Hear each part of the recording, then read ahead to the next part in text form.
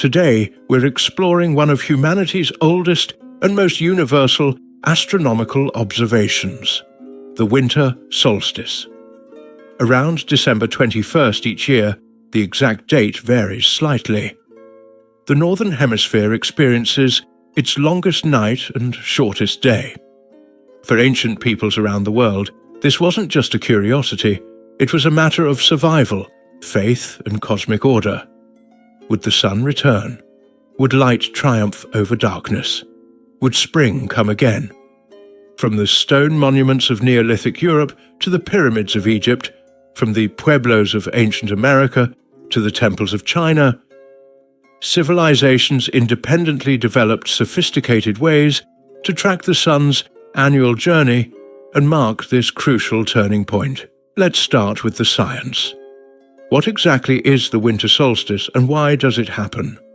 The Earth rotates on an axis tilted at about 23.5 degrees relative to its orbital plane around the Sun. This tilt is responsible for our seasons. As Earth orbits the Sun over the course of a year, different parts of the planet are tilted toward or away from the Sun. During the winter solstice in the Northern Hemisphere, typically December 21st or 22nd, the North Pole is tilted as far away from the Sun as it gets. This means the Sun traces its lowest arc across the southern sky. From a Northern Hemisphere perspective, daylight hours are at their minimum. The Sun rises at its furthest southeast point and sets at its furthest southwest point. This is the longest night of the year. The exact experience depends on your latitude. Near the Arctic Circle, the sun barely rises at all, creating twilight that lasts only a few hours. At the equator, day and night remain nearly equal year-round. And south of the equator, of course, this is the summer solstice, the longest day and shortest night. Now here's what's remarkable, you don't need any instruments to notice this. If you observe where the sun rises on the eastern horizon every day for a year, you'll see it move. From summer solstice, when it rises furthest northeast, to winter solstice, furthest southeast, the sunrise position shifts gradually along the horizon. Ancient peoples noticed this pattern. By placing markers, stones, posts, or simply noting features of the natural landscape, they could track the sun's annual journey. When the sunrise position stopped moving south and began moving north again, that was the winter solstice, the turning point of the year. This observation was foundational to developing calendars. You need to know when to plant crops, when to prepare for winter, when to expect seasonal changes. The solstices and equinoxes provided fixed, observable points to anchor a calendar system. There's another layer of complexity. Over very long time periods, thousands of years, the precise timing shifts due to Earth's precession, a wobble in its axis, but this changes very slowly. For the span of a few human lifetimes, the winter solstice occurs reliably on the same date. To accurately predict the exact day of the solstice requires careful observation over multiple years. You need to notice that the sun's position changes day by day, track these changes systematically, and recognize the pattern. This represents sophisticated astronomical thinking that developed independently in cultures around the world. Stonehenge, built in stages between about 3000 and 2000 BCE, is perhaps the most famous solstice monument. While most people associate Stonehenge with the summer solstice sunrise, it's actually aligned more precisely to the winter solstice sunset. If you stand at the center of Stonehenge and look southwest through the Great Trilithon, the tallest stone gateway, you're looking directly at where the sun sets on the winter solstice. Recent archaeological work has found evidence of massive feasts held at Stonehenge during midwinter, with pigs brought from across Britain to be slaughtered and consumed. Analysis of pig teeth isotopes shows that animals were raised as far as Scotland and Wales, then driven to Stonehenge for midwinter celebrations. This suggests the winter solstice was actually the primary time of celebration at Stonehenge, not the summer solstice as modern Druids celebrate it. But perhaps the most spectacular ancient solstice monument is Newgrange in Ireland, built around 3200 BCE, older than Stonehenge, older than the Egyptian pyramids. Newgrange is a massive passage tomb, 85 meters in diameter. A long stone passage leads to an inner chamber with a corbelled roof. But here's the remarkable thing: for most of the year, this inner chamber is completely dark. But on the winter solstice, for about 17 minutes around sunrise on the winter solstice, and only then, a shaft of sunlight enters through a special opening called the roof box. Above the entrance, travels down the 19-meter passage and illuminates the inner chamber. The engineers who built this 5,200 years ago calculated the angle with such precision that this phenomenon still works today. Think about the knowledge required: understanding the sun's annual cycle, predicting exactly where it would rise on one specific day, and constructing a massive stone structure with perfect alignment that would last millennia. This is engineering at the highest level. The purpose is debated. Was it to symbolically bring light to the dead? Was it a rebirth ceremony, with the sun's light representing life returning to the world? We may never know the exact beliefs, but the astronomical precision is undeniable.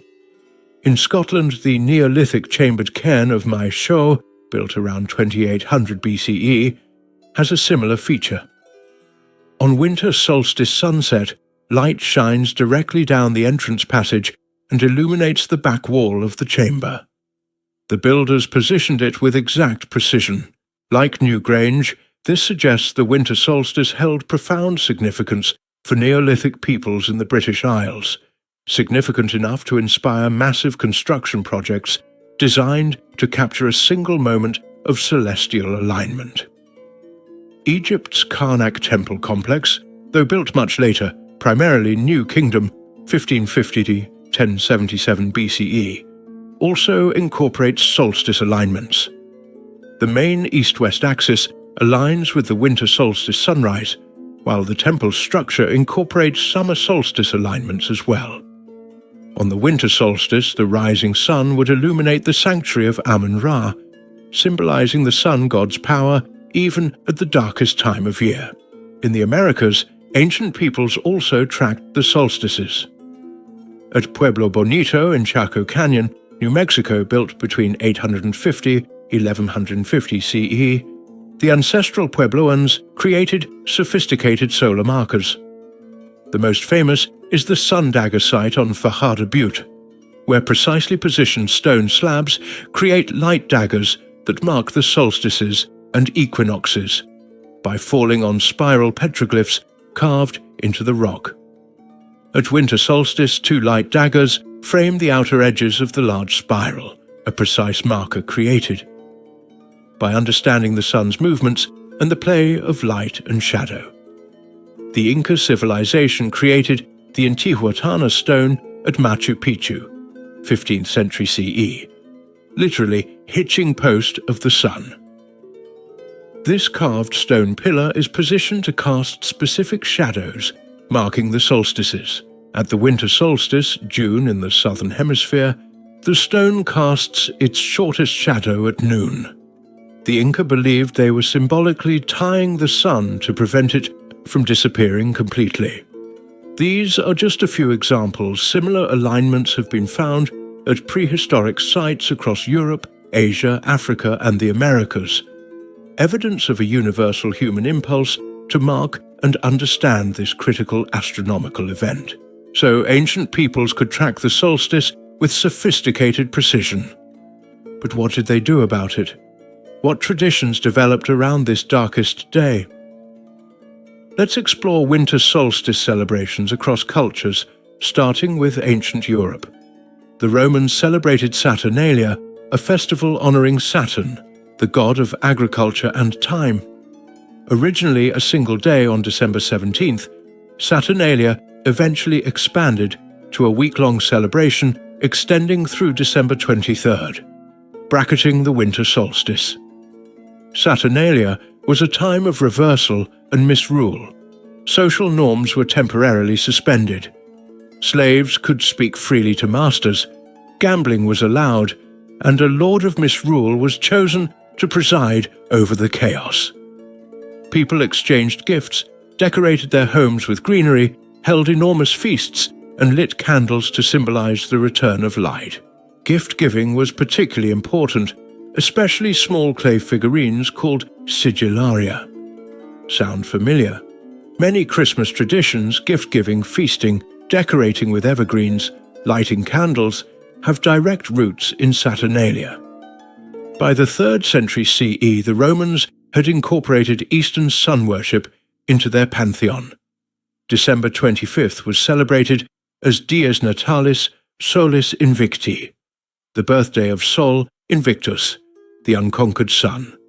This date, near the winter solstice, marked the moment when the sun began its return, conquering darkness.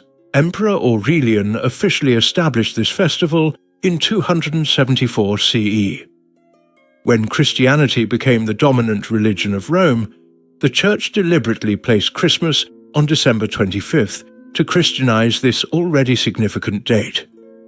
No biblical source gives December 25th as Jesus' birth date. It was a strategic choice to overlay Christian meaning onto an existing solstice celebration. In Scandinavia and Germanic lands, the winter solstice period was celebrated as Yule. This was a multi-day midwinter festival honoring the god Odin and celebrating the turning of the year. The Yule log was central to celebrations. A massive log burned in the hearth throughout the darkest days, symbolizing the sun's warmth and light. People believed the log's ashes had protective powers and would save them for use throughout the year. Norse mythology held that during the darkest nights of Yule, Odin led the wild hunt, a ghostly procession across the sky. People left offerings of food for Odin and his hunting party, a tradition that may have influenced leaving cookies for Santa Claus. Evergreens played a crucial role in Yule celebrations. In the dead of winter, when deciduous trees were bare and brown, evergreens remained green, proof that life persisted even in darkness. Holly, ivy, pine and mistletoe were brought indoors to decorate homes and as protection against evil spirits. Feasting was central, particularly consuming a boar sacrificed to Freya, god of fertility and harvest.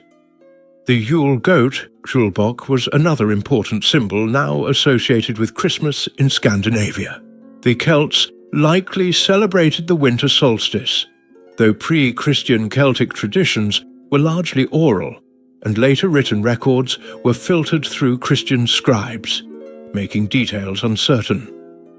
Some modern sources call the winter solstice Alban Arthun in Celtic tradition, though this term actually comes from 18th century Welsh antiquarians, not ancient Celts. However, the importance of the solstice in Celtic culture is supported by archaeological evidence of aligned monuments. Mistletoe held special significance, particularly among the Druids, meaning the Celtic priestly class. The Roman author Pliny described the Druids harvesting mistletoe with golden sickles during special ceremonies. As a plant that stays green in winter and grows on trees without roots in earth, it was considered magical and sacred. Winter solstice traditions weren't limited to Europe. Let's explore celebrations from other parts of the world. In China, the Dongji Festival, literally winter's arrival, has been celebrated for over 2,500 years, dating back at least to the Han Dynasty, 206 BCE, 220 CE. It typically falls on December 21st or 22nd. Dongji is considered as important as the Chinese New Year in some regions. It's a time for family reunions when people return home to honor their ancestors and share meals. In southern China, families prepare and eat tangyuan, glutinous rice balls in sweet soup. The round shape symbolizes reunion and completeness. In northern China, dumplings, jiaozi, are traditional, with the custom possibly dating back to the Han Dynasty physician Zhang Zhongjing, who allegedly fed dumpling soup to the poor to warm them during the harsh winter. The festival reflects Chinese cosmological beliefs about yin and yang. The winter solstice represents the peak of yin, darkness, cold, passivity, and the beginning of yang's return, light, warmth, activity. From this day forward, yang gradually increases until the summer solstice. Historically, Chinese emperors performed elaborate ceremonies at the Temple of Heaven in Beijing during Dongji, making offerings to heaven and praying for good harvests in the coming year.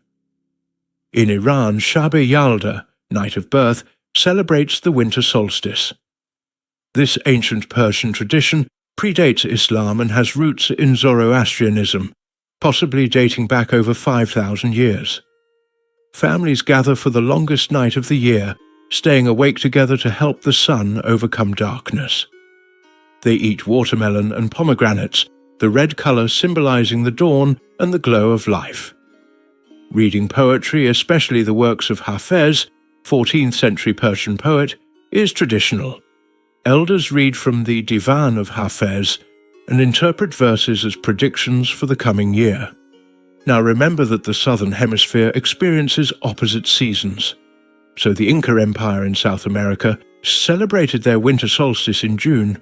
Inti Raymi, Quechua for Festival of the Sun, was the most important festival of the Inca Empire. Held around June 24th, it honored Inti, the sun god, at the winter solstice when the sun was furthest from Earth. In Cusco, the Inca capital, elaborate ceremonies involved animal sacrifices, ritual fasting, and prayers for the sun's return. The Sapa Inca emperor would personally lead ceremonies at the Temple of the Sun. Though banned by Spanish conquistadors in 1535, Inti Raymi was revived in the 1940s and is now a major cultural festival in Cusco. Attracting thousands of visitors each June, the Hopi people of northeastern Arizona celebrate soil in December, a 16-day ceremony beginning with the winter solstice. This is one of the most important ceremonial periods in the Hopi calendar. Soil rituals involve ceremonial dances, prayers for the sun's return, and the appearance of kachinas, spirit beings. The ceremonies are performed to symbolically turn the sun back from its winter journey and ensure its return for the coming agricultural year. Creating prayer sticks, pahos, is central to soil. These are ritually made and offered to various spiritual beings to ensure health, prosperity, and good weather for the coming year. While not an ancient tradition, it's worth noting that Kwanzaa, created in 1966 by Dr. Maulana Karenga, deliberately draws on ancient African harvest festivals and the principle of celebrating community during the darkest time of year. It runs from December 26th to January 1st, bracketing the winter solstice period. So how do these ancient solstice traditions connect to our modern winter holidays? As we discussed, Christmas on December 25th was deliberately placed to Christianize existing solstice celebrations.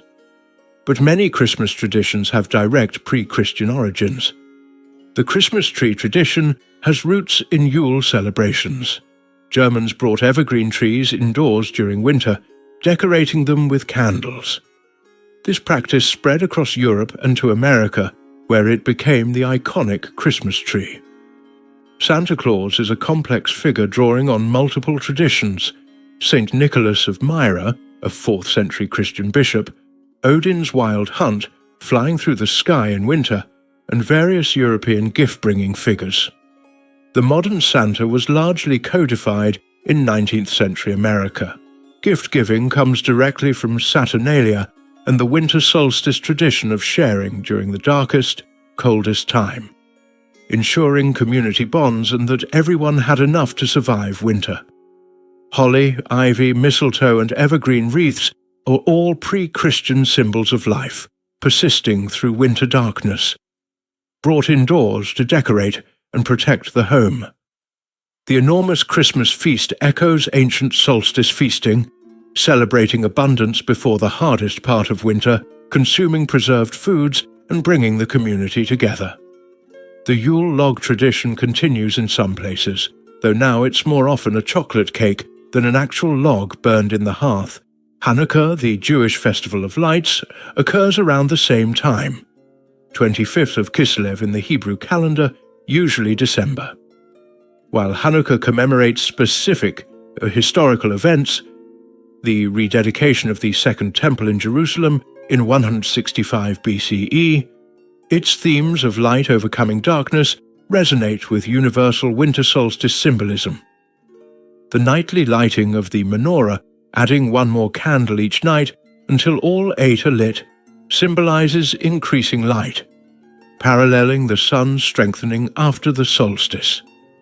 January 1st as New Year is a Roman innovation, Julius Caesar's Julian calendar reform in 45 BCE, but celebrating the new year near the winter solstice is ancient. Many cultures began the year at the winter solstice, as it marked the sun's rebirth and the agricultural cycle's renewal. Modern paganism and neo-Druidism have revived solstice celebrations. Thousands gather at Stonehenge each year for the winter and summer solstices, recreating or reimagining ancient ceremonies. Communities worldwide now hold solstice festivals, lantern parades in Sweden, burning of the clocks in Brighton, UK, Fremont Solstice Parade in Seattle, and countless other local celebrations that blend ancient symbolism with modern creativity. So what can we take away from this journey through winter solstice traditions around the world? First, we've seen that humans across vastly different cultures, separated by oceans and millennia, independently developed sophisticated astronomical knowledge. From Neolithic Ireland to ancient China, from the Roman Empire to the Inca civilization, people tracked the sun's annual journey and identified the winter solstice with remarkable precision. Second, this knowledge was so important that societies invested enormous resources in permanent monuments to mark it. Stonehenge, Newgrange, Maeshowe, and countless other sites represent massive communal efforts to capture a single moment of celestial alignment, the winter solstice sunrise or sunset. Or, third, the traditions that developed around the solstice show universal human responses to this astronomical event. Whether Roman Saturnalia or Chinese Dongji, Norse Yule or Persian Yalda, the themes are remarkably similar. Light overcoming darkness, community gathering, feasting, gift-giving, and symbolic renewal. Fourth, many of our modern winter holiday traditions, from Christmas trees to gift-giving, from festive feasts to lighting candles, have roots in ancient solstice celebrations. When we decorate with evergreens or gather for a winter feast, we're participating in traditions thousands of years old. But perhaps most profoundly, the winter solstice represents something deeper than astronomy or tradition. It's a moment when ancient peoples recognized a fundamental truth: that darkness is not permanent, that light returns, that the world renews itself. In our modern world, with electric lights and central heating, we're insulated from the reality that shaped our ancestors' lives. The very real possibility that winter might not end, that the sun might not return, that darkness might prevail. For them, the winter solstice wasn't just an interesting astronomical event. It was proof that the cosmos followed ordered patterns, that life would continue, that hope was justified. That's why they built monuments to track it, why they created elaborate celebrations around it, and why those traditions have survived and evolved over thousands of years to our present day. If you enjoyed this exploration of winter solstice traditions and ancient astronomy, please hit that like button and subscribe. We have upcoming videos on other ancient astronomical observations, the origins of various holiday traditions, and the sophisticated scientific knowledge of ancient civilizations. How does your family or culture celebrate the winter solstice or related holidays? Have you visited any ancient solstice monuments? And what other ancient traditions should we explore? Thanks for watching. Whether you celebrate Christmas, Hanukkah, Dongji, Yule, or simply mark the astronomical event itself, I hope you find meaning and joy in the darkest days and the promise of returning light.